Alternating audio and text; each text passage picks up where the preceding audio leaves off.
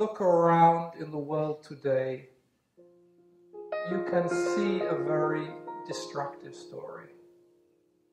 A story of obsessive consumerism that is destroying the planet, of materialism gone wild, that is completely unsustainable, that is destroying the fabric, the very subtle, beautifully woven ecosystem that supports us. And the great unspoken tragedy of this present time is how this story is destroying the sacred both within the world and also within people's souls. It is a very soulless story. It's like consumerism takes our money and also takes our life energy and takes our soul, as we are programmed to want more and more and more in a completely unsustainable way. Of course, many people recognize this destructive story of greed.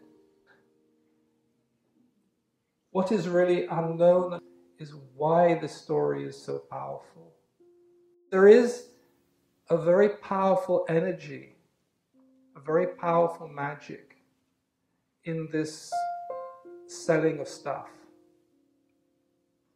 Because we are entranced by materialism. Anybody logically knows that it's not going to fulfill you, it's not going to make your life happy. And yet, the entrancement is so powerful that we are caught. The magic is so strong, particularly because it is unrecognized. We don't believe in magic as a culture, we believe in the rational world, and yet what we are doing is completely irrational. We don't believe in the inner worlds, and yet we are gripped by the inner worlds. But there are many people who are talking about the need for a new story. But if it is lacking an understanding of the magical pull of the old story, nothing will happen. You can't counter that powerful and magical pull with rationalism, because you can see now, it doesn't work. As a culture, we have said the inner world doesn't exist. Magic doesn't exist. And yet, human beings for thousands of years have known about spells. Why are those first beautiful cave paintings in southern France of the animals in their archetypal form? Because it was a magical relationship that the hunter was creating with what he was hunting. There was a prayer there was a magical relationship. So that's the present predicament. Now there is a new story, yes. It's a new story, it's also a very old story. It is a very different story to that of consumption and greed and dominance of nature. It's a story of interdependence, of interconnectivity. It's a story of oneness in which there is this incredible diversity of creation, of human beings, of animals, of plants, of birds, that are all part of a great unified living being we call the earth. We are not separate from the earth, we are not separate from each other.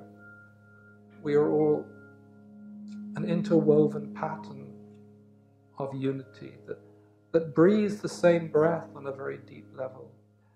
If this is a moment of crisis, it's also a moment to welcome in a very different story, a story of cooperation rather than competition. Oneness is not an idea, it's a living reality, it's a living presence.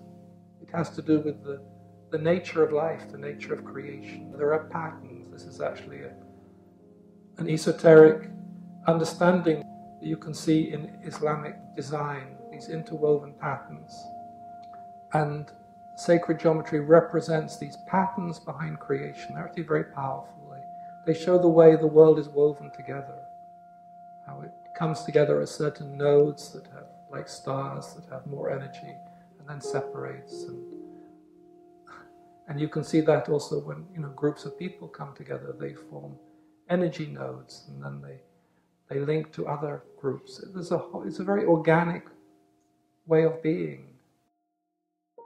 Thomas Berry was one of the first people to write about the importance of a new story. And he said, "My effort here is to articulate the outlines of a new mythic form that would evoke a creative entrancement to succeed the destructive entrancement that has taken possession of the Western soul in recent centuries. We can counter one entrancement only with another, a counter-entrancement." We are talking here about the inner world as much as the outer world. In all of the dialogue about this new story, to me there is this fundamental aspect lacking, which has to do with the inner world and the power that comes from the inner world and the change that comes from the inner world. Because in order to make a shift, you need power, you need energy. Like Thomas Berry says, it needs a certain psychic energy in order to rebirth life. So there is a new story that is waiting to be born, but it has to include this magical, archetypal dimension, this energy from the inner world. The next story is not going to be just a human story. And it's not going to be on our terms, because it's much bigger than us. If there is a new story, it is life's story. And it is being born because life is always being born.